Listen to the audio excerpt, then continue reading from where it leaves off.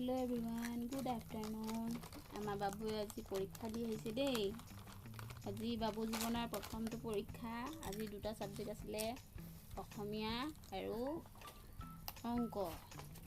এতিয়া অসমীয়াখন দিলে বাৰু আৰু 30 নম্বৰ লৈছিলে পৰীক্ষাটো। এয়া এটা সুধিছিলে আৰু এক্সট্ৰাকে লিখিব দিছিলে নাই দিয়া না, ইয়াতে লিখিব দিছিলে নে? এয়া পৰীক্ষা আগদিনাখনলৈকে চব পাইছে আৰু আজি কালিৰ পৰা যিমান সুধিছোঁ ঘৰত নোৱাৰিছে। আজি ৰাতিপুৱাও স্কুলতো সুধিছোঁ, এইবোৰ নোৱাৰিছে, সেনেকৈ দি আহিছে আৰু পালে। এতিয়া 30ৰ ভিতৰত 24 পাইছে।